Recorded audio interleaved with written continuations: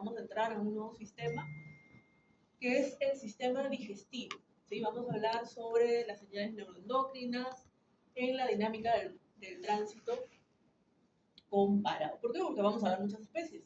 ¿Sí? A lo largo de estas semanas vamos a ir viendo monocavitarios y también policavitarios. La reflexión desde la experiencia aquí nos pone una pregunta. Observando la estructura dental y el comportamiento ingestivo en estas dos especies, como bovino y felino, ¿por qué el gato puede pasar 12 horas sin comer, sin alterar su motilidad, mientras que en el caballo o la vaca, la falta de ingesta constante pone en riesgo su equilibrio homeostático? ¿Qué piensan sobre ello? ¿Qué les viene a la mente?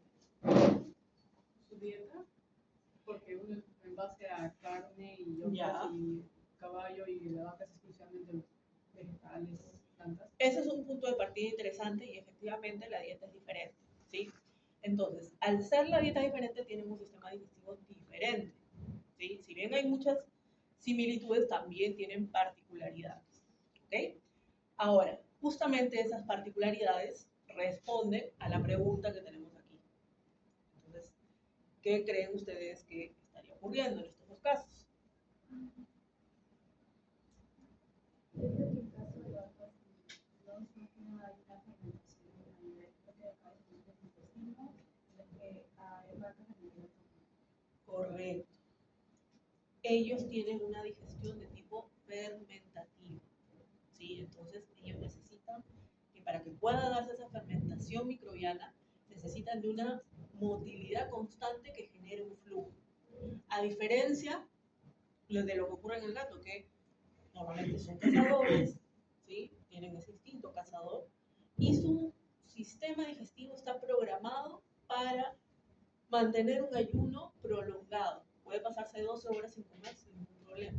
Y cuando tiene hambre, vuelve a ingerir el alimento. Acá tienen el esquema, la respuesta de esa pregunta. Adelante, ¿qué tal? En el caso del gato, nuevamente, lo que hemos dicho, un cazador tiene un instinto intermitente, de acuerdo cuando tiene hambre, ¿sí? Tiene un complejo migratorio motor activo en el ayuno. Ese complejo migratorio motor, del cual vamos a hablar hoy día también en la clase, es una motilidad que se da de manera constante mientras el animal se encuentra sin ingerir alimentos. Entonces eso le permite generar una limpieza en el momento de ayuno, como vamos a explicar en su momento. Entonces, no tiene ningún problema si es que no hay alimento. Igual va a tener este complejo migratorio motor, ¿sí? La motilidad se mantiene justamente a este complejo migratorio motor, por lo cual tolera el ayuno de 12 horas. A diferencia de lo que ocurre en herbívoros, como el caso del bovino que habíamos visto, o en el caso de equinos también, donde tienen una ingesta continua del alimento. Están pastoreando constantemente, ¿sí? ¿Por qué? Porque hay una fermentación microbiana, que nos dijo aquí nuestra compañera, ¿sí? Entonces, esa fermentación depende mucho de la motilidad, lo cual le va a permitir que pueda mantener un flujo para que se pueda dar esos movimientos. Y a su vez, la fermentación. Acuérdense que en el caso de los rumiantes se va a generar una segunda digestión por medio de la rumia. ¿Sí? Entonces, esa motilidad es muy importante. Entonces, hay una motilidad dependiente. Siempre tiene que estar en constante movimiento, porque si falta durante muchas horas la motilidad, comenzamos a ver, por ejemplo, en el caso de los equinos, cólicos. Y en el caso de los rumiantes, vamos a empezar a ver acidosis, que ya son complicaciones que muchas veces pueden llevar al animal a la muerte. ¿Por qué? Porque van a generar una estasis del tracto gastrointestinal, es decir, va a haber una parálisis, porque no hay movimiento, por lo cual genera que hay un ayuno constante y el animal enferma. ¿Sí? Entonces, esa es la diferencia entre uno y otro.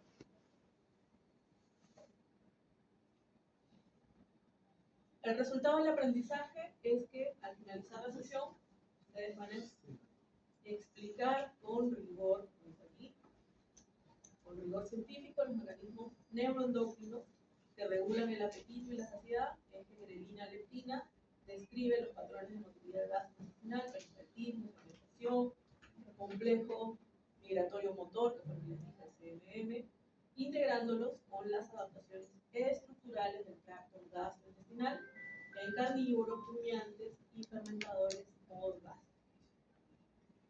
Para este ciclo hemos aumentado un poquito más de información, así que ya los que han visto fisio en otro momento saben que, por ejemplo, grelina, leptina, a lo mejor lo dan en la práctica, pero no en la teoría, pero lo vamos a ver aquí también en la teoría. ¿Sí? Entonces, este es el contenido de la clase de hoy. Y aquí tenemos dos gráficos que nos muestran la integración del proceso digestivo. En este primer gráfico, ¿sí?, el TGI significa tracto gastrointestinal, va a estar dado por una serie de procesos, ¿sí? Vamos a tener primero una contracción, lo cual va a permitir que pueda generar esa motilidad, que haya tránsito, que se pueda generar, por ejemplo, la mezcla, ¿sí?, del alimento, porque tiene que mezclarse. ¿Con qué? Con enzimas, con secreciones, entre otros, ¿sí? Y esto le va a permitir que pueda tener un contacto luminal, es decir, que tenga contacto de la luz del estómago, el intestino delgado, grueso, con las paredes. ¿Para qué? Para que se pueda generar finalmente, sobre todo a nivel intestinal, lo que vendría a ser la absorción. Ahora, también aquí se van a ver implicadas sustancias químicas que van a ser secretadas. Por ejemplo, dice lubricante. En este caso tenemos lo que vendría a ser mucus, ¿sí? Mucus que protege al tracto gastrointestinal. Otro lubricante que se puede comentar es el de la saliva, ¿sí? La salivación también es muy importante para formar el bolo alimentario. Enzimas que van a estar siendo secretadas y que van a permitir degradar un montón de compuestos, como vamos a ver en todas estas semanas. Tiene acción detergente también, como ocurre, por ejemplo, con las sales biliares. Estas sales biliares permiten que los lípidos puedan degradarse de mejor manera. ¿Por qué? Porque facilita que la lipasa pancreática pueda actuar sobre los lípidos. Entonces lo degrada de mejor manera. ¿Para qué? Para que puedan ser absorbidos. Y, lógicamente, vemos presencia de iones que están siempre transportándose entre una membrana y la otra, ¿no? Entre el exterior y el interior de las células. Iones, sobre todo bicarbonato, cloro, hidrógeno, que van a ir regulando el pH. ¿Tenemos procesos físicos y químicos? Definitivamente sí. ¿Por qué? Porque cuando hablamos de procesos físicos, hablamos de que el alimento va a ser mezclado, va a ser triturado, va a ser masticado, ¿sí?, va a ser deglutido, y todos esos son procesos físicos. Y en el caso de los procesos químicos, está relacionado muy parecido a lo que hemos visto, ¿no? Enzimas, sustancias químicas que se liberan, iones, entre otros. Hay transporte, sí, porque todo ese contenido que está llegando y que está pasando por todo el tracto gastrointestinal tiene que ir avanzando para aprovechar aquello que sea necesario y eliminar lo que no se necesite, lo que el organismo ya no necesita, por medio de las heces. Y bueno, aquí tenemos los desechos, ¿no? Alimentarios, aquello que el organismo ya no lo va a utilizar.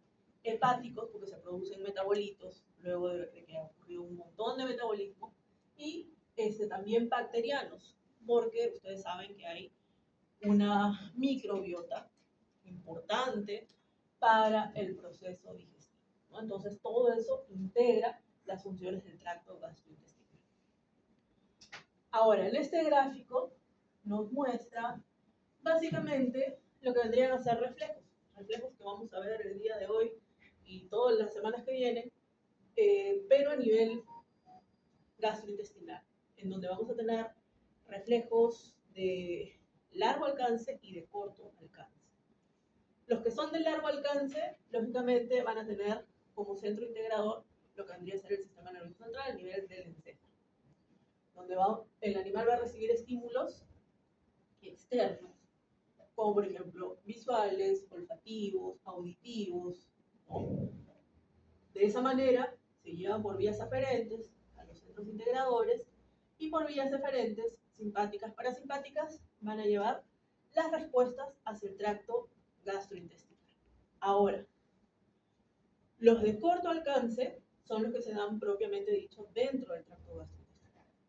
Entonces ahí también vamos a tener estímulos locales, como por ejemplo el pH, la distensión, la osmolaridad, los mismos nutrientes que son parte del alimento también.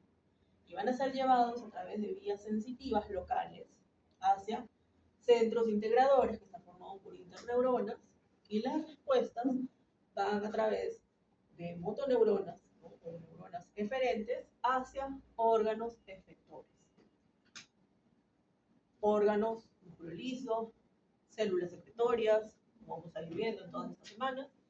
¿Para qué? Para que el músculo pueda contraerse, pueda relajarse, pueda secretarse una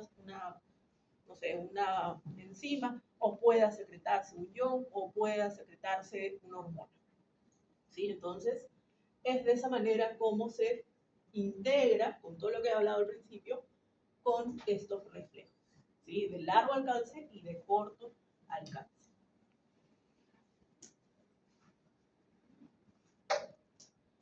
Para recordar un poco lo que vendría a ser la estructura del tracto digestivo, sabemos que vamos a ver 4 capas, ¿no? No sé si se ve bien aquí, ¿no? Aquí. Bueno, aquí más o menos se ve. Tenemos la primera capa, que es la mucosa, que es la que está en contacto con la luz del órgano, ¿sí? Si hablamos de intestino, que de hecho aquí lo que nos está mostrando es intestino, vemos vellosidades. Estas vellosidades, ¿cuál es su función?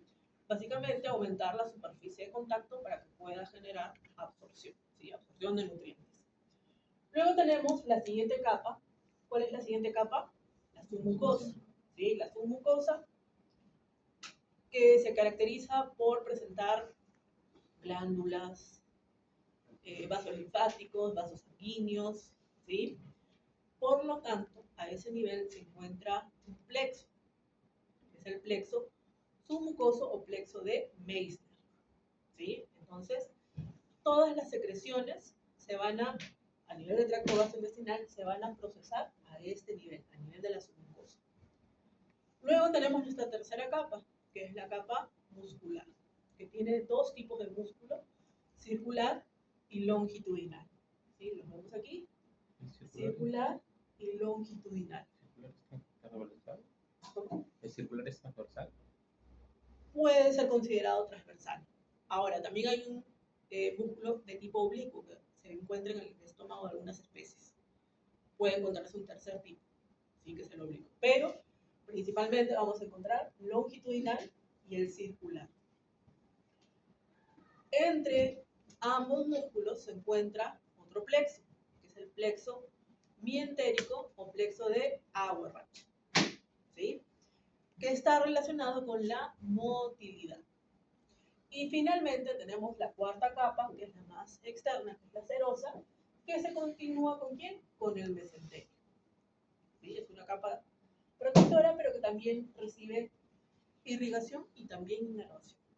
¿Sí? Entonces ya tenemos definidas nuestras 4 capas para poder ir entendiendo nuestra clase. Vemos aquí un comparativo de los diferentes sistemas digestivos, porque nosotros vemos muchas especies. Sabemos que en las aves va a ser diferente. Tenemos monogástricos, como aquí el perro, el gato, el chancho, rumiantes de diferentes tipos, ¿no? Domésticos, silvestres, y nos muestra también monogástricos, pero que son fermentadores, como por ejemplo en el caso de los equinos. Ustedes saben que presentan un colon muy enorme, ¿no? Que tiene, adelante, que tiene saculaciones, y es una cámara fermentativa muy importante para esta especie. Conejos, y también en el caso de las aves, ¿sí? Entonces hay una diferencia definitivamente de acuerdo al tipo de alimento que consumen, de acuerdo a estímulos, si es de día, si es de noche, ¿no? Si tiene hábitos diurnos o nocturnos. Depende también mucho, y hay adaptaciones que se han ido estudiando, ya cuando, por ejemplo, ciertas especies entran bajo el dominio o bajo la mano del ser humano, también empieza a variar un poco esa fisiología que nosotros conocemos. Y en este gráfico nos muestra, en el caso de los primates, dentro de los cuales estamos incluidos los seres humanos, que, por ejemplo, en el caso del intestino delgado, en el caso de los humanos, que es aquí el que está el color rojo, está mucho más desarrollado que en los otros primates. ¿Alguien sabe por qué? Por el tipo de alimentación. Por el tipo de alimentación. Procesados, sabemos que la comida chatarra, ¿no?, conlleva una serie de procesos fisiológicos que necesitan pasar, ¿no?, por diferentes etapas para que puedan ser aprovechados si es que hay algo para aprovechar, y si no es eliminado. Por eso se ha desarrollado por la evolución un intestino delgado mucho más desarrollado. Ahora, miren lo que pasa aquí en el caso del colon. En los primates es mucho más desarrollado que en el caso del ser humano. ¿Cuál sería la respuesta aquí? ¿Por qué ocurre esto?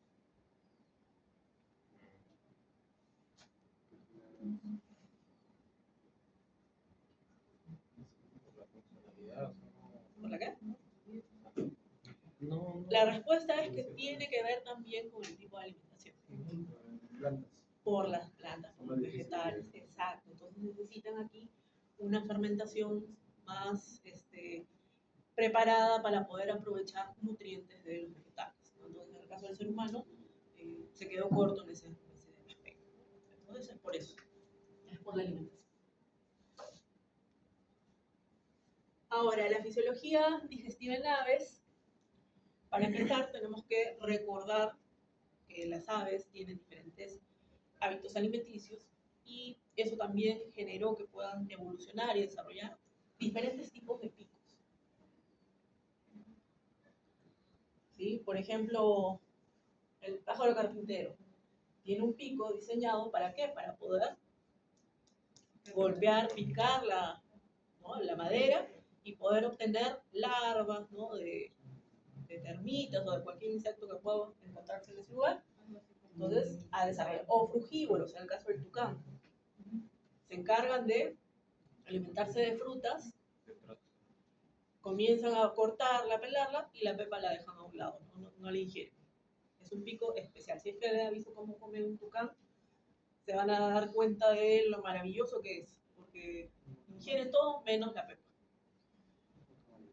No sé, a ver, pico bolsa. En el caso de los pelícanos, ¿no?, especialmente para poder recoger los peces, ¿no? Entonces, no sé, filtrador, en el caso de aquí del flamenco. ¿Quién quiere los flamencos? Grillos. ¿Cómo? Crustáceos, ¿no? ¿Cómo se llaman? Principalmente krill, ¿están seguros? Camarones, ¿no? Es principalmente su alimentación. Entonces tiene un pico especial para poder filtrar. No sé, ¿qué más? Carroñeros. Otro tipo de pico especial, que en este caso, los carroñeros, ¿de qué se alimentan?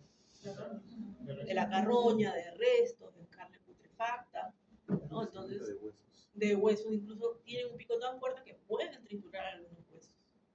Entonces, de acuerdo a su alimentación, se dan cuenta que va a haber un desarrollo de los diferentes tipos de pico, ¿no? Ahora, ¿qué vendría a ser esta estructura? ¿Para qué está el buche? No, es para almacenar. Para almacenar, ¿no? Almacenar y un poco humidificar el alimento, ¿sí? Luego tenemos lo que vendría a ser el proventrículo, que le dicen el estómago verdadero. ¿Cuál es su función? No. Degradar, porque libera algunas enzimas, libera un poco de jugo gástrico, ¿no? Entonces ayuda a que pueda haber una degradación. Y luego vendría a estar lo que sería la molleja. En el caso de la molleja, ahí sí que se genera lo que vendría a ser la trituración del alimento. tiene unas paredes musculares muy gruesas, lo cual le permite triturar algunas semillas, ¿no? Algunos granos. Entonces le facilita que pueda finalmente alimentarse, aprovechar los nutrientes y eliminarlos. Tenemos aquí una clasificación de los animales según su anatomía del tracto gastrointestinal y de acuerdo a si son fermentadores pregástricos o postgástricos. Entonces tenemos en esta primera parte a los pregástricos, dentro de los que se incluyen a los rumiantes y a los no rumiantes. En el caso de los rumiantes, ya sabemos los domésticos, ¿no? Pero también tenemos aquí a los que vendrían a ser camélidos, ¿no? Asiáticos, los africanos, sudamericanos también, los que están más en vida silvestre. Y tenemos a los no rumiantes, como por ejemplo el canguro, algunos tipos de roedores de campo, ¿no? Y aquí nos muestra a un hipopótamo.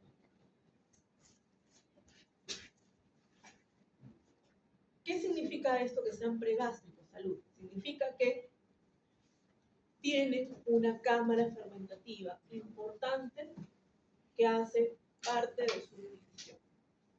En el caso de los que son rumiantes, son varios compartimentos, pueden ser 4, pueden ser 3. Y en el caso de los no rumiantes, normalmente es una sola cámara. ¿Sí? Luego tenemos los fermentadores postgástricos, que se van a dividir en secales y colónicos. Los secales significa que tienen un ciego muy desarrollado, que es el que va a generar la fermentación. Algunos ejemplos, los conejos, ¿no? Los cuyes, capibara, soco, los koalas también, ¿sí? Y tenemos los colónicos, que pueden ser colónicos saculados o no saculados.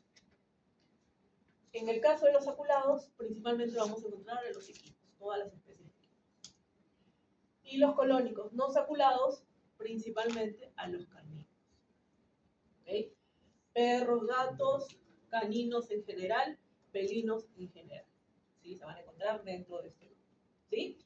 ¿Queda claro? Les cuento que yo siempre pongo preguntas sobre esta. ¿Qué significa saculado? Perdón, saculado, que tienen las saculaciones a nivel del cuerpo. Miren aquí en este caso del canguro, un animal que no tenemos aquí. O sea, sé que hay en... Hace poco se le ve una noticia, no sé si vieron. De que antes un canguro en Zoológico. Sí, pero no era en el Parque de las Leyendas, no me acuerdo el nombre.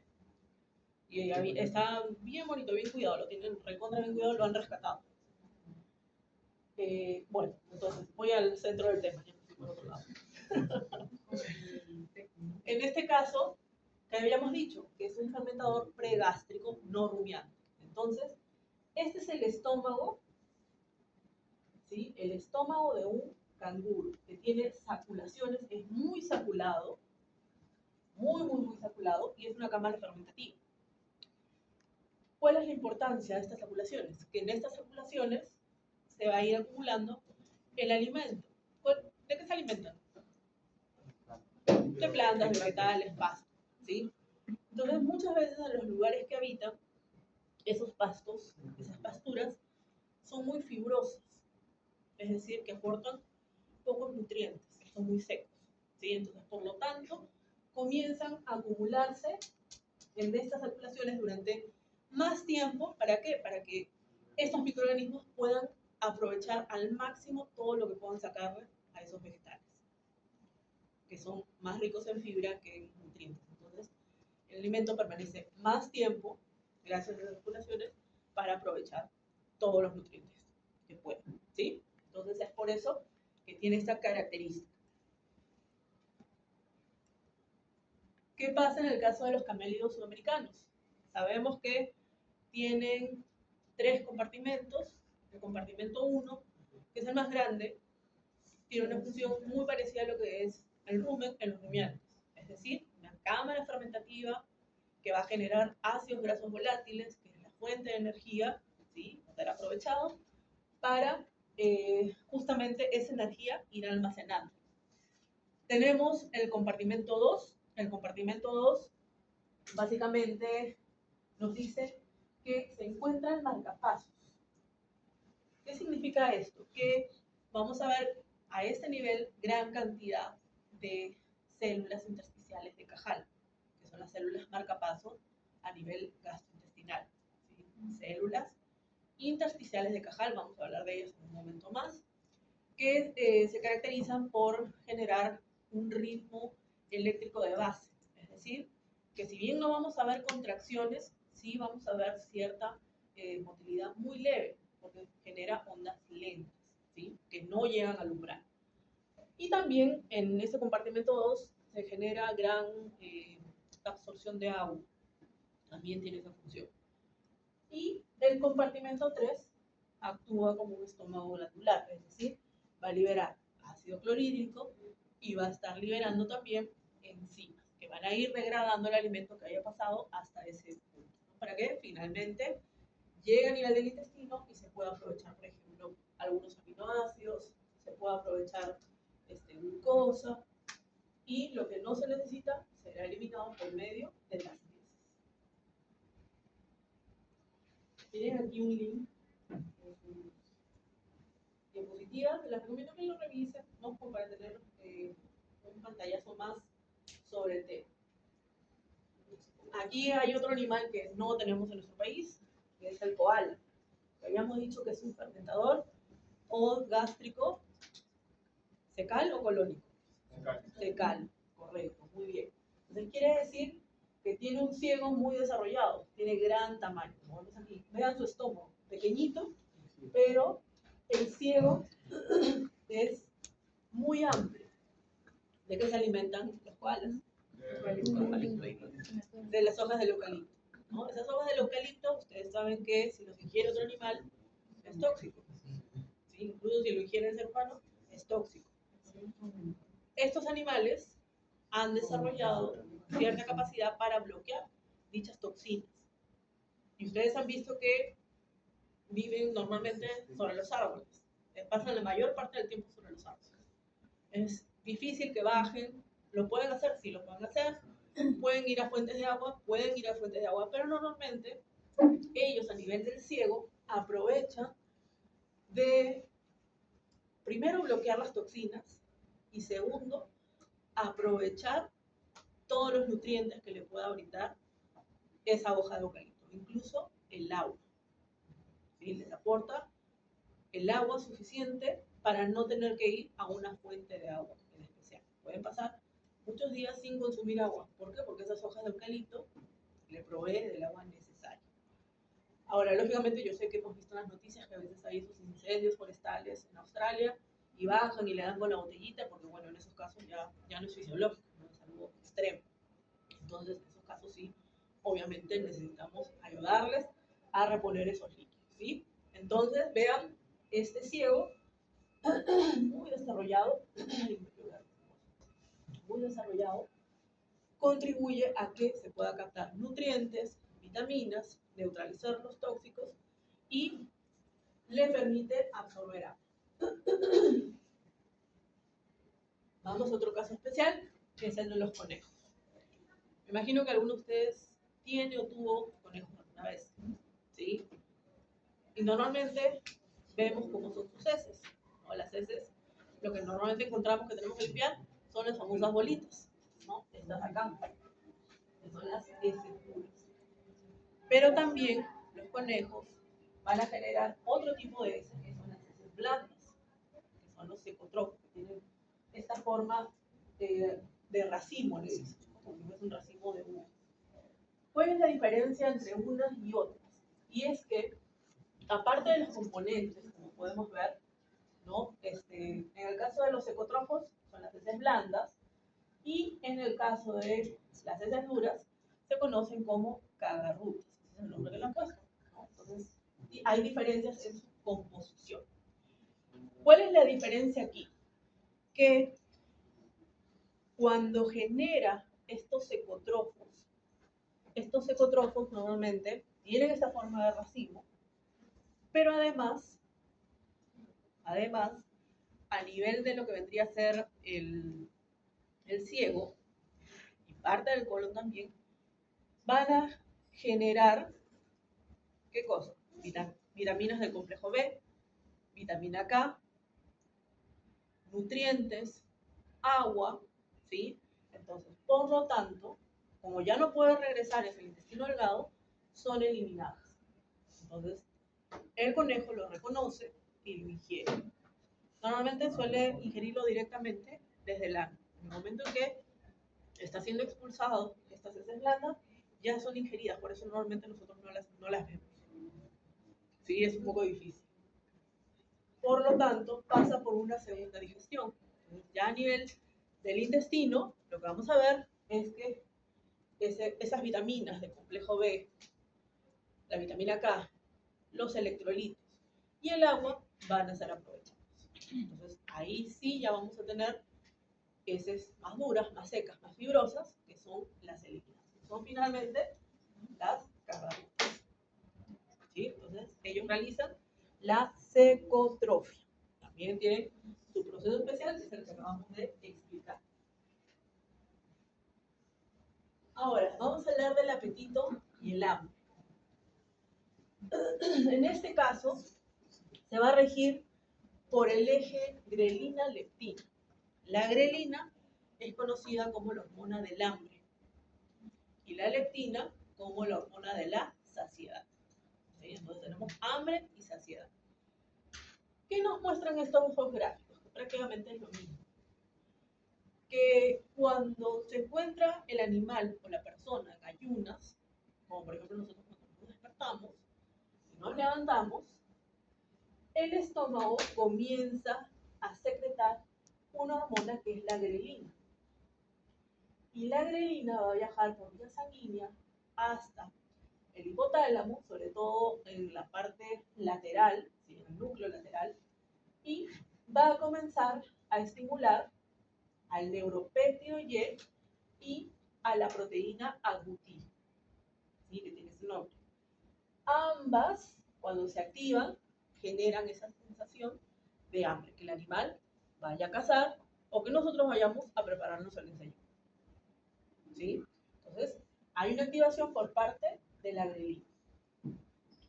Una vez que se ha ingerido el alimento, lo que vamos a ver es que va a comenzar a secretarse otra hormona, que es la leptina. La leptina se sintetiza y se secreta a nivel de los adipocitos.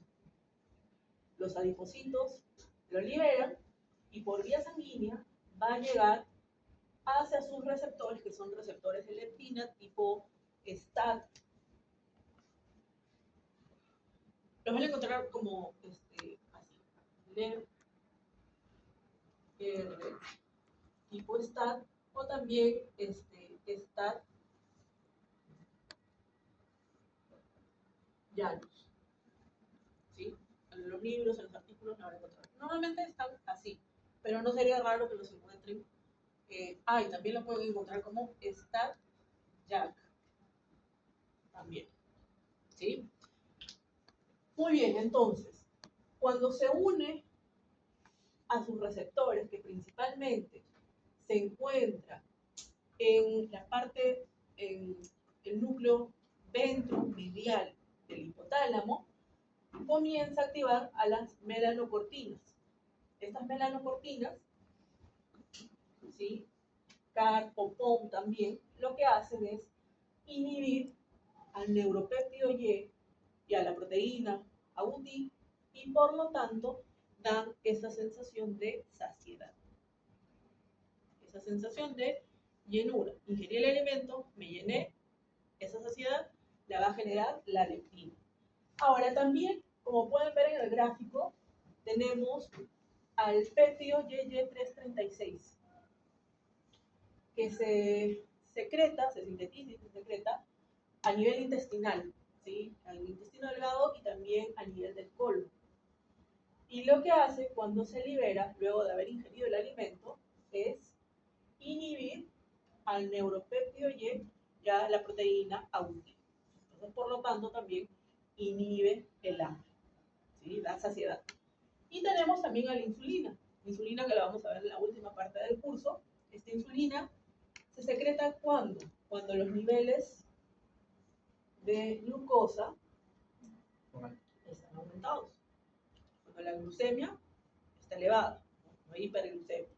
Entonces se libera insulina, y la insulina, aparte de que ya sabemos tiene la función de almacenar la glucosa dentro de las células, también tiene receptores a nivel del núcleo ventromedial del hipotálamo. Por lo tanto, también estimula las melanocortinas, por lo tanto, genera saciedad. ¿Sí? Entonces, esto es referente a este eje grelina-leptina. ¿Hay alguna duda? ¿Alguna pregunta?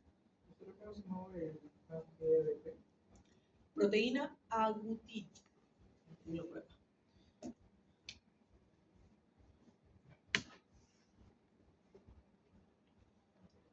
Agouti. Con el tema de la leptina, dijo que se unían a los receptores de melanocortina, los cuales se unían a los receptores NPI. Claro, inhibe al neuropéptido Y y a la proteína agouti. Entonces, por lo tanto, genera saciedad. ¿Sí? También, no, también pueden hacerlo de frente. Pueden hacerlo de frente, pero también tienen esa capacidad de poder inhibir a ese núcleo lateral que tiene estas proteínas que tienden a ser generadoras de hambre. Con el tema de la leptina, digo, de la grelina, simplemente se une a sus receptores y con ello genera el hambre. Claro, el hambre. ¿Por qué? Porque comienza a liberarse el neuropéptido Y el agouti.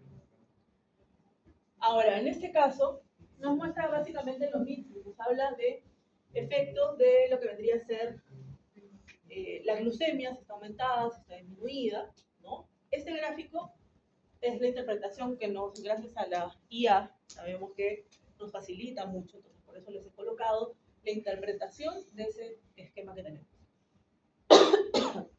en el cual nos trata de explicar esa sensación de hambre y de saciedad, ¿no? Entonces, en el caso del hambre, cuando se encuentra en ayuno, lo que vamos a ver es que comienza a activarse el núcleo lateral del hipotálamo, como ya habíamos visto.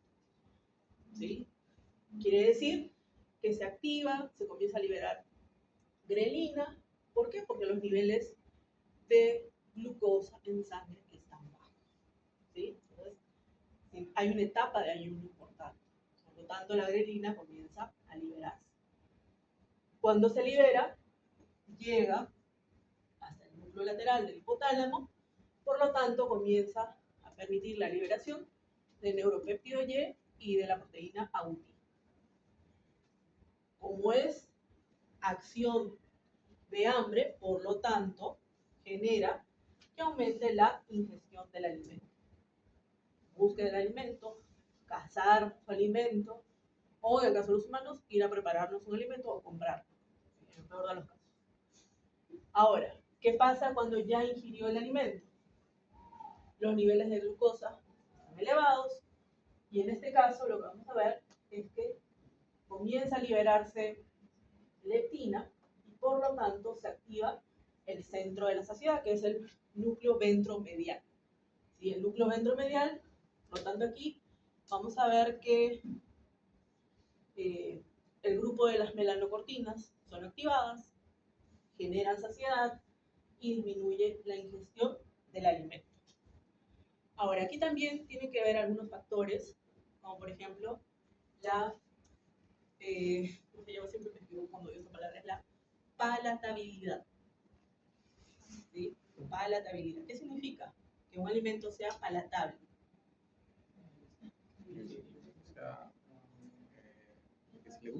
Que sea rico, que le guste al animal, ¿no? Por eso muchas veces cuando tenemos ganado, ¿qué les damos? Les damos pancamel, ¿no? Para poner un poco de melaza con la comida y que sea mucho más apetitoso. Entonces, también tiene que ver mucho el hecho de que el alimento sea palatable.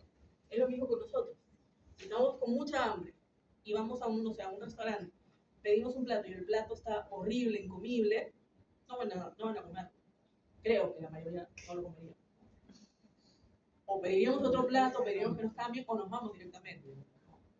Pagamos y nos vamos. Entonces, tiene que ver mucho la palatabilidad. Y lo mismo pasa con los animales. Sí.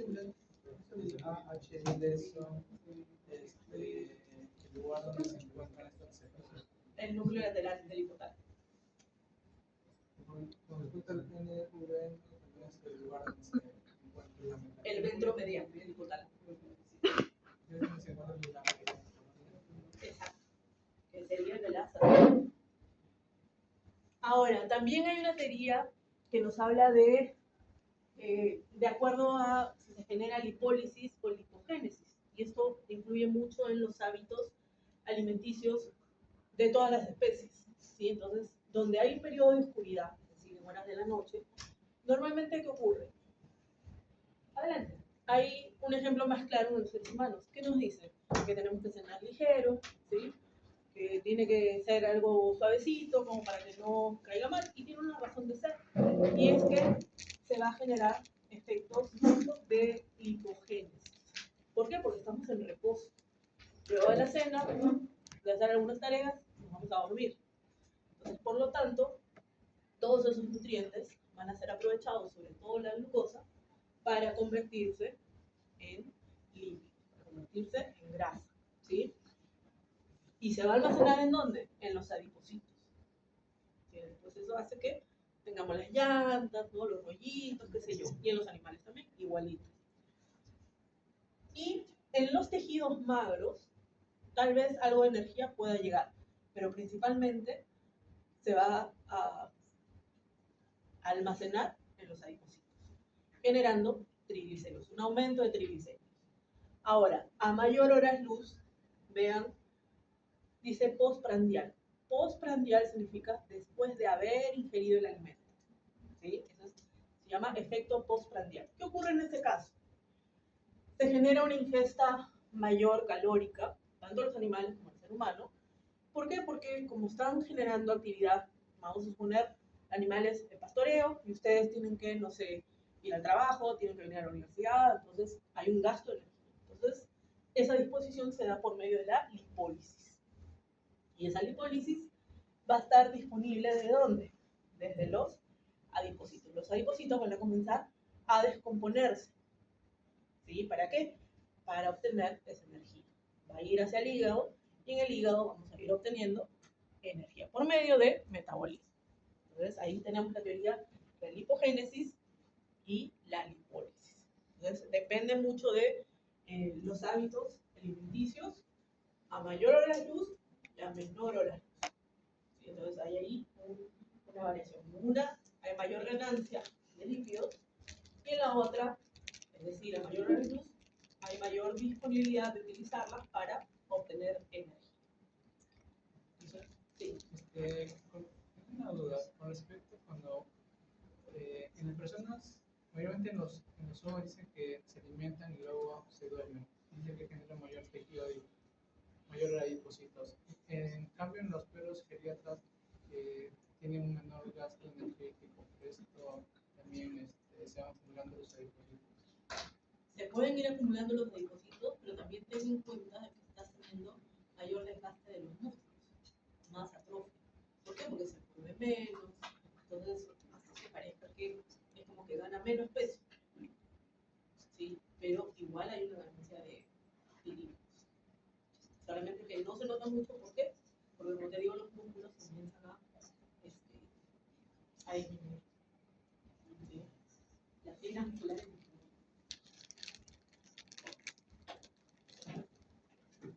¿Continuamos o quieren un receso?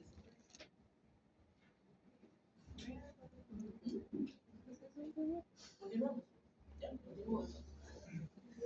Muy bien, entonces vamos a pasar ya a lo que vendría a ser el transporte de los alimentos en el tracto digestivo. Si hablamos de tracto gastrointestinal, tenemos que hablar de músculo liso. Pregunto, ¿ese músculo liso es multiunitario o unitario? Unitario, ¿sí? Es unitario.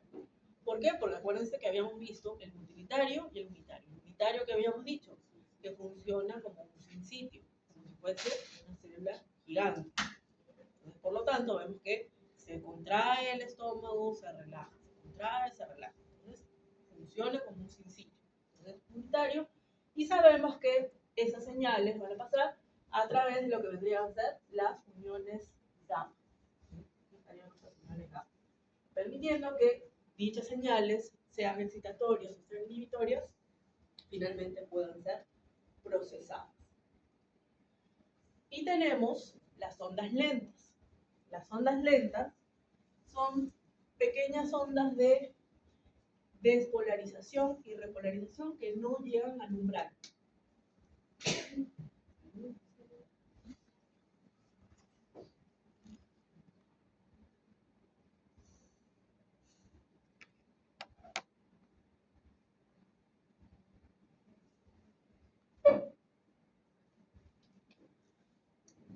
Normalmente el umbral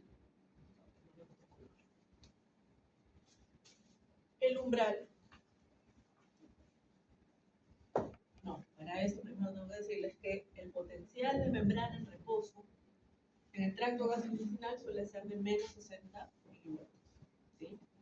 Y el umbral suele estar en aproximadamente menos 40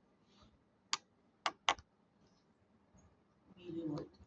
¿Okay? Entonces, esas ondas lentas son pequeñas ondas de polarización y repolarización que no llegan al umbral. ¿Sí? Estas vendrían a ser nuestras ondas lentas. Esas ondas lentas son producidas por las células marcapaso. ¿Cuáles eran esas células marcapaso? Las células intersticiales de Cajal. Son las que van a producir las ondas lentas, lo cual es importante que ocurra porque esto genera el famoso REP, ritmo eléctrico de base. ¿Qué significa esto? Que el tejido, sobre todo el muscular, gastrointestinal, se prepara para poder contraerse en el momento que recibe el estímulo. Por ejemplo, a nivel del estómago, en la mayoría de las especies, está en 3 ondas lentas por minuto. Quiere decir que si tenemos 3 ondas lentas por minuto, vamos a tener 3 contracciones por minuto. Eso está estipulado genéticamente. Y en la mayoría de las especies es un promedio de 3. Puede ser entre 3, 4, hasta 5, pero la mayoría está en 3. Entonces, prepara al músculo para poder contraerse.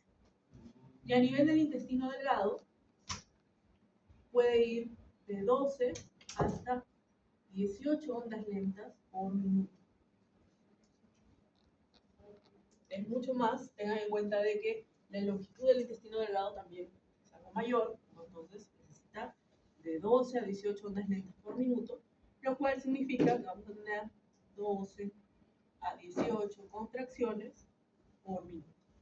Y a nivel del intestino grueso, vamos a ver que estas ondas lentas van entre 5 y 8. Baja otra vez, ¿sí? Ondas lentas por minuto, lo cual se traduce en 5 a 8 contracciones por minuto. ¿Cómo sabemos que se generó contracción? Primero porque llega al umbral. Si llega al umbral, ustedes saben que se va a generar sí o sí potencial de acción. Vamos a ver en la siguiente diapositiva.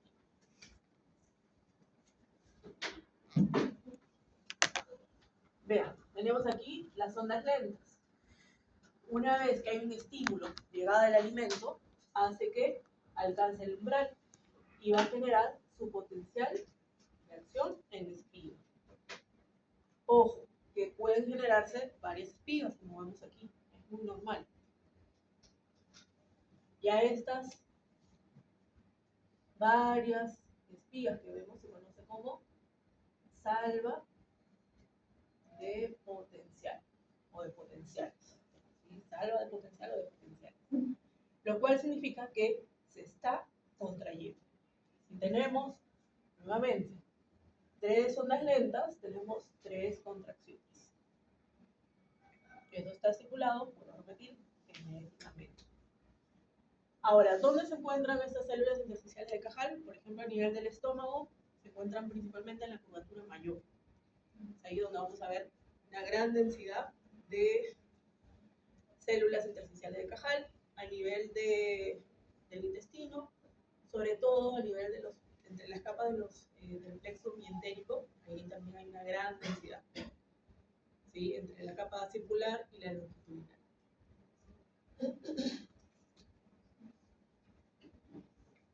Y vean cómo la regulación por aquí, del tracto gastrointestinal se da mediante un sistema nervioso extrínseco que está representado por el sistema nervioso autónomo, parasimpático y simpático, ¿sí? Y también por un sistema nervioso entérico. Sistema nervioso entérico que lo vamos a explicar ahora. Primero voy a explicar el extrínseco. ¿Puedo borrar aquí?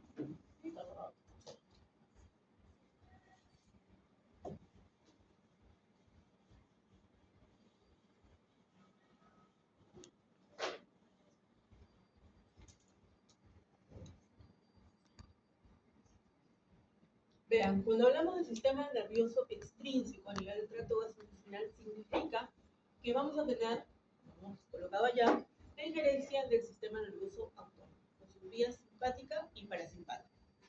Parasimpática, simpática. Y van a liberar neurotransmisores, como ya sabemos. En el caso del simpático, vamos a comenzar por aquí.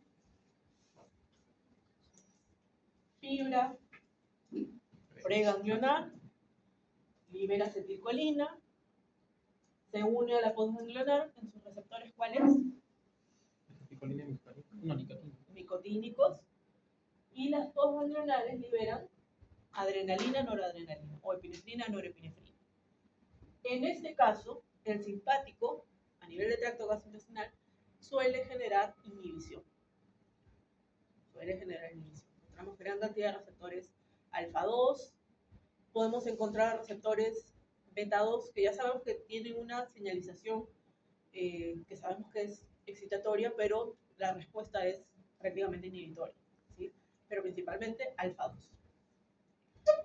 En el caso del parasimpático, vemos principalmente representadas esas fibras parasimpáticas por el nervio vago y por los nervios pélvicos, que van a liberar las preganglionares, acetilcolina, se unen a sus receptores nicotínicos con las postganglionares, y aquí vamos a ver que libera acetilcolina, que se va a unir a sus receptores muscarínicos, pero también va a liberar otros péptidos que pueden ser excitatorios y que pueden ser inhibitorios. Vamos a explicar en unas diapositivas más adelante. Por lo tanto, el parasimpático va a generar excitación. ¿Sí? Va a generar excitación, es decir, es antagónico al simpático. A pesar de que puede liberar neuropéptidos inhibitorios, vamos a ver que al final eso genera excitación. Lo vamos a explicar en su momento para que puedan entender. Ya sabemos de dónde parten las fibras nerviosas simpáticas y parasimpáticas, ¿no? Cráneo, sacro, parasimpático, y toracolumbar a nivel del simpático, especialmente en los nervios espinales. Tenemos aquí al sistema nervioso entérico, el cual se ubica entre los plexos. Y aquí vamos a ubicarnos, voy a borrar por aquí, acá.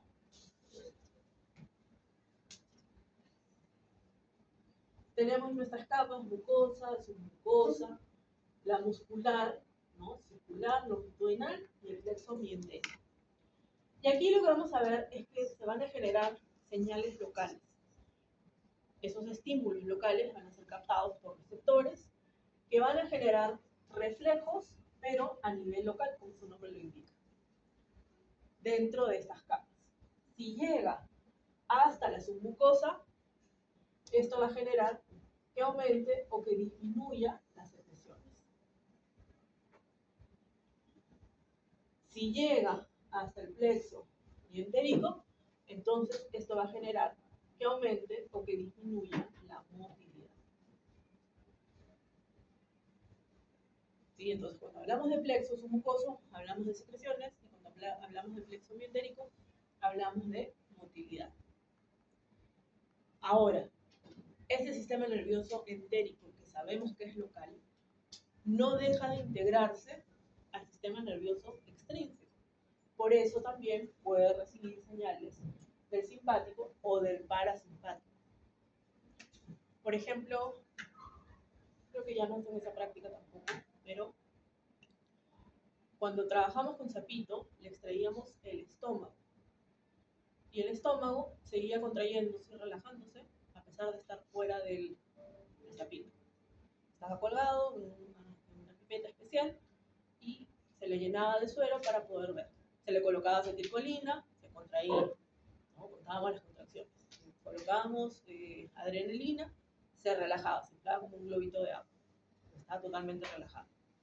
Y también se cuenta si es que hay contracciones, ¿sí? Entonces, de alguna manera, lo que quiero decirles con esto es que tanto el parasimpático como el simpático pueden influenciar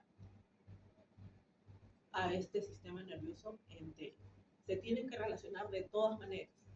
A nivel local funciona muy bien por sí solo ese sistema intrínseco, pero también va a responder si es que llegan señales desde afuera, ¿sí? Por parte del simpático y del parasimpático.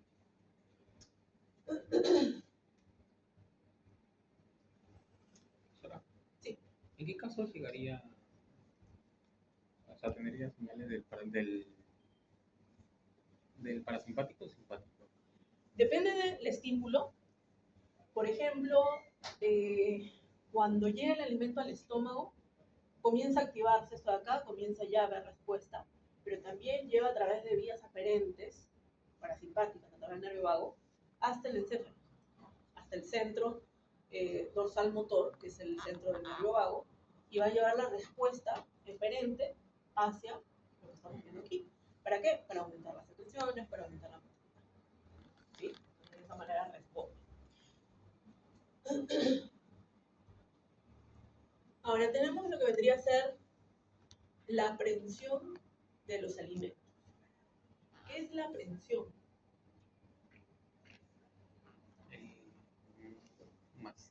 Me suena como que a masticar, a deglutir, a... No, no es deglutir, no, masticar. Es la forma como el animal lleva el alimento a la boca. Esa es la aprehensión de los alimentos. Es muy diferente de acuerdo al tipo de dieta, de acuerdo al tipo de especie, ¿sí? Es muy diferente. Tenemos aquí algunos ejemplos que creo que nos han colocado en esta diapositiva. En el caso del perro, sabemos que tiene una dentición especial, con unos caninos muy desarrollados, molares también muy desarrollados, para poder desgarrar, ¿no?, la carne de los huesos. Caso muy parecido al de los gatos. ¿Qué pasa con los caballos? ¿La forma de prensión es igual que en el canino y felino? No, definitivamente no. Para poder tomar el alimento utiliza, ¿qué cosa? Ya, güelfos. Y para cortar el pasto, los incisivos, ¿sí? Entonces tiene otro tipo, otra forma de prensión. En las vacas, en las ovejas, ¿cómo sería la prensión? Con la lengua. La lengua actúa como si fuese una mano, ¿no? Arrancando. Ustedes han visto cómo ingiere el pasto una vaca, es como si estuviera agarrando una mano, ¿no? Y lo lleva hacia la boca. Entonces es diferente. O en el caso de los cerdos, ¿cómo es que ingieren el alimento? Normalmente introduce el hocico dentro del alimento para poder tomar el alimento, valga la redundancia. Y lo mismo ocurre en estas mismas especies, porque estamos hablando de alimentos sólidos, pero también acuérdense que ingieren agua. También hay una variación, ¿no? Por ejemplo, el caso de los perros y los gatos, normalmente utilizan una forma de cucharilla, forman una cucharilla con su lengua. Y además en los gatos tienen esas, ¿cómo las han estudiado ustedes? Espículas, espinillas, espículas, ya. Esas espículas hacen que queden atrapadas entre ellas las gotas de agua, ¿no? Para que puedan ser consumidas. Y en el gato en el caso de los equinos, en el caso de los bovinos, ¿cómo ingieren agua? Generan una presión que hace que el agua vaya hacia adentro, ¿no? Como si estuviesen absorbiendo. ¿Sí? Muy bien, entonces eso es la prensión. Ahora, la masticación es lo que viene a continuación. La masticación es un reflejo. Y aquí vamos a ver que tiene un componente consciente y otro inconsciente. ¿Sí? Por ejemplo, inconsciente. A veces, ¿quién nos ha llevado un lápiz a la boca y lo primero que ha hecho es morder? ¿Sí? Eso es un reflejo. Y consciente, ¿por qué? Porque si queremos masticar, no sé, 6, 8 veces hasta que la carne esté blandita, entonces nosotros seguimos masticando. ¿Sí? Entonces tiene un componente consciente que responde a la voluntad, pero también hay uno inconsciente. ¿Por qué? Porque hay un centro de la masticación. ¿Cuál es la finalidad de la masticación? Triturar el alimento, poder mezclarlo. ¿Con qué? Con la saliva. Algunas especies en la saliva, como vamos a ver creo la próxima semana, la saliva tiene enzimas, ¿no? Tiene iones, que ya comienza en algunas especies, vuelvo a repetir, la degradación de ciertos nutrientes. ¿Sí? Entonces, la saliva con la masticación van a formar el bolo alimenticio. ¿Sí? Forman el bolo alimenticio que finalmente va a ser deglutido, ¿no?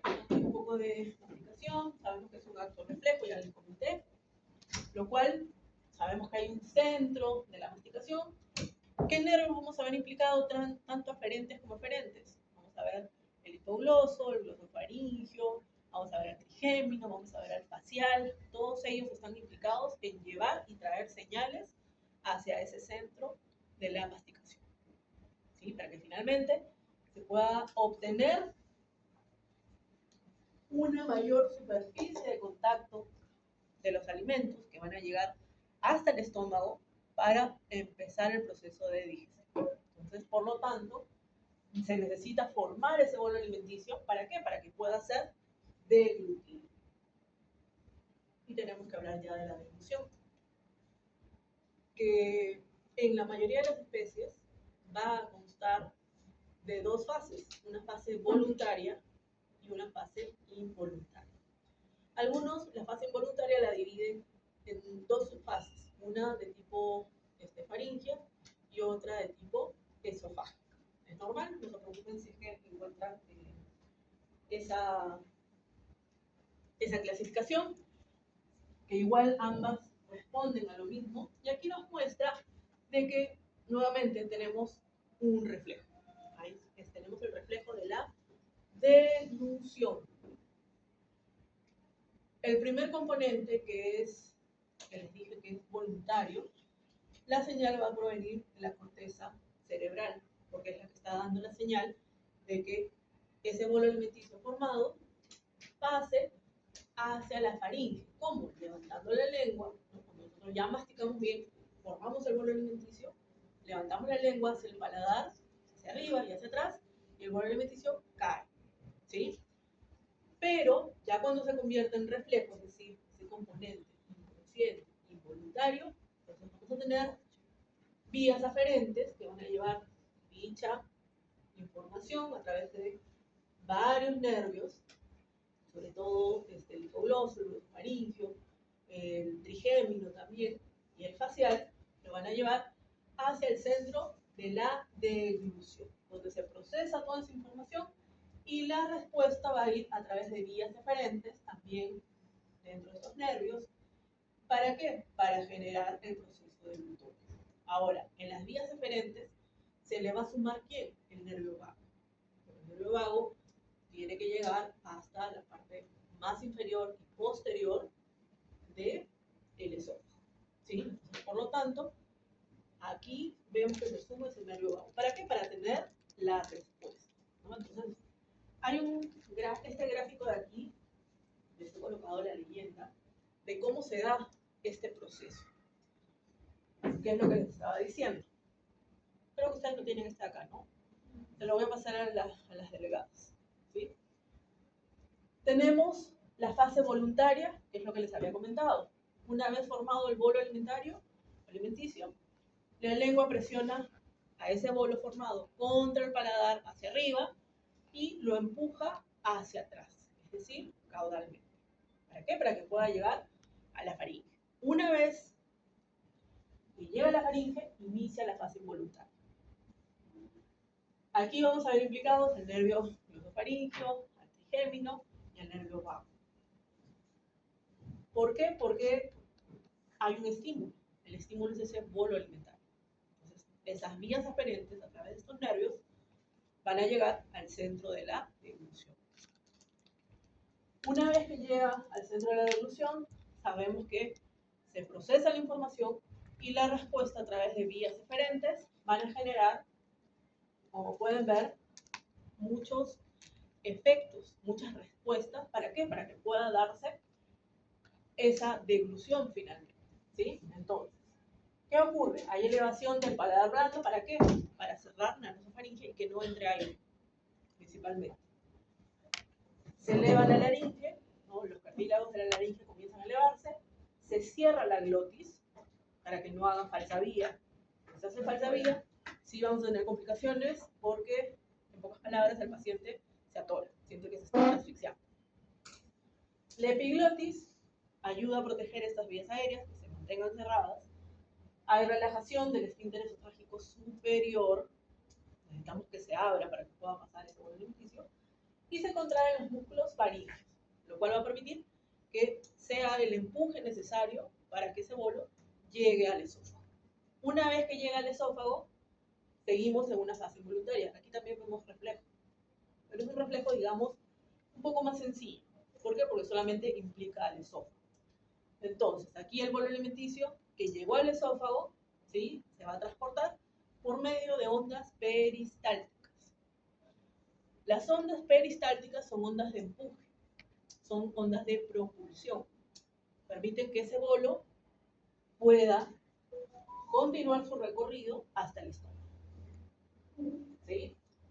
Ojo, hay un peristaltismo primario, que es el que genera, normalmente son 1 o 2 ondas peristálticas que permiten que pueda ser empujado ese bolo alimentario. Hay casos en que se quedan cortas esas 1 o 2 ondas peristálticas primarias. Como por ejemplo, aquí no le ha ocurrido que a lo mejor nos está comiendo un bistec, no cortó un buen pedacito, sino fue un pedazo grande, lo lleva y siente que se le queda aquí como atorado, y como que duele, ¿no? Como que genera una presión. Entonces ahí lo que se necesita es una onda peristáltica secundaria, que normalmente son el número de 2 o 3. Entonces esto permite seguir empujando. Ya si no hay respuesta, y ahí tenemos que practicar la maniobra de Heimlich, ¿no? Espero que todos sepan hacerla, ¿sí? Porque salva vidas. Bien, entonces tenemos sí o sí las ondas peristálticas primarias y las secundarias que van a acompañar en caso de que sea necesario, solo si es necesario. ¿Okay? Entonces, ese empuje, esas ondas peristálticas, finalmente hacen que el esfínter esofágico se abra. Normalmente está cerrado. ¿Por qué está cerrado? Porque acuérdense que comunica con el estómago.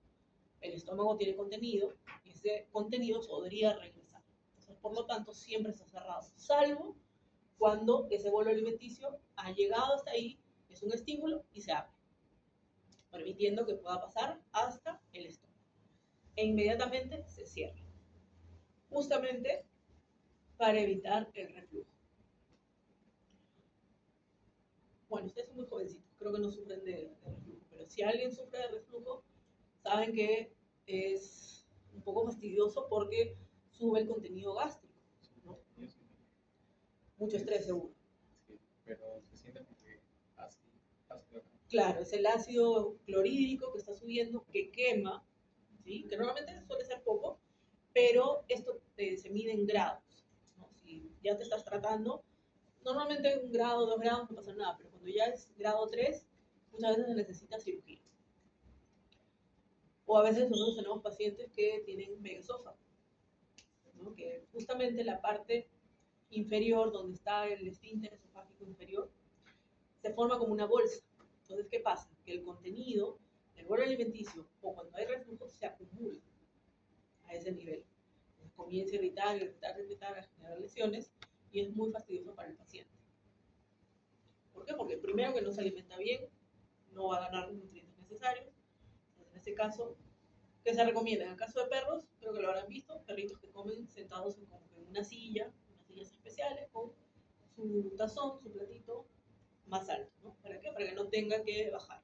Entonces, de esa manera, llega el alimento hasta el estómago sin problemas.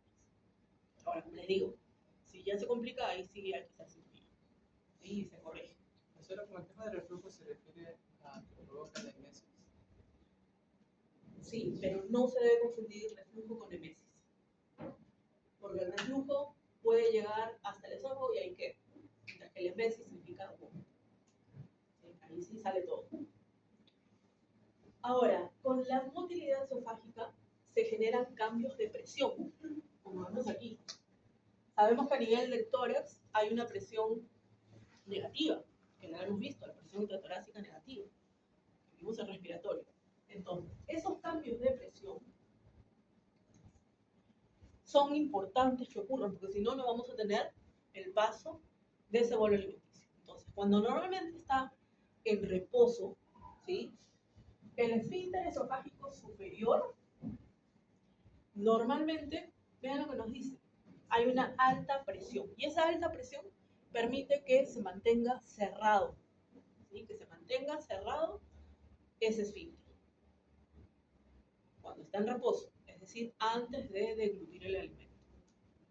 Mientras que a nivel del esófago, la presión es baja, porque ya sabemos que hay una presión intratorácica negativa. Y en el caso del esfínter esofágico inferior, tiene una presión alta, por eso también se mantiene cerrado.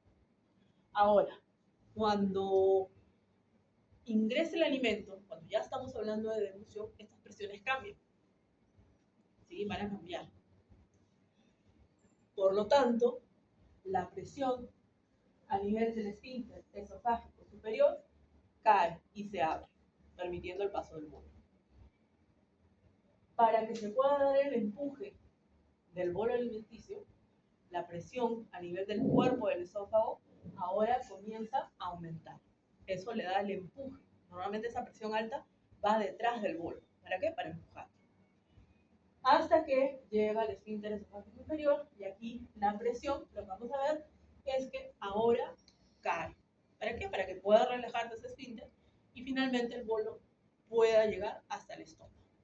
¿Sí? Entonces hay un cambio ahí en esas presiones. En reposo, sabemos, esfínter esofágico superior, presión alta.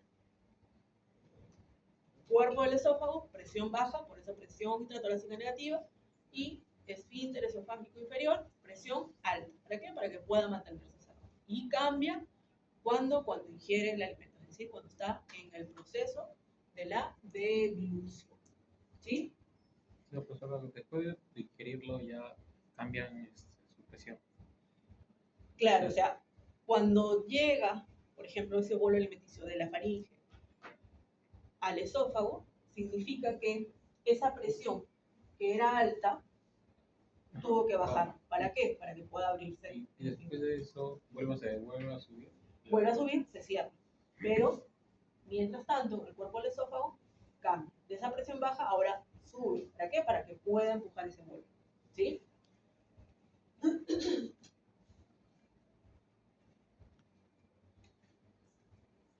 Podemos ver cómo a nivel de lo que vendría a ser la faringe, a nivel del esófago, vemos cómo lo ha maximizado, comienza a liberarse a través de lo que vendría a ser, por ejemplo, el nervio vago. Vamos a ver cómo se libera acetilcolina, el cual va a estimular, lo cual genera esa contracción para que haya peristalsis, pero también libera neuropéptidos inhibitorios, que les había comentado. ¿Por qué? Porque necesitamos Cuando hay peristaltismo, y ustedes buscan un gráfico de peristaltismo, ¿qué es lo que nos muestran normalmente? Esto de aquí, ¿no? Contracción, relajación. Contracción, relajación, contracción. ¿Para qué? Para que ese bolo alimenticio pueda ir desplazándose, pueda ser propulsado. Y esto se da porque aquí hay liberación de acetilcolina, y donde hay relajación, hay liberación de neuropéptidos inhibitorios. Lastimosamente, debí cambiarlo, porque no sé por qué me lo han cambiado, pero primero debería haber explicado eso para que podamos entrar aquí. Me he dado cuenta, creo que para las clases de mañana lo voy a cambiar, porque lo han puesto casi al final. Van a darse cuenta que, esto que estoy explicando está casi al final de las diapositivas. Porque sí creo que debía haber explicado eso para que se puedan entender. Pero bueno, acuérdense de traer eso a la memoria. Ahora, también algo importante que debemos de recordar es que el esófago puede tener músculo liso o músculo estriado.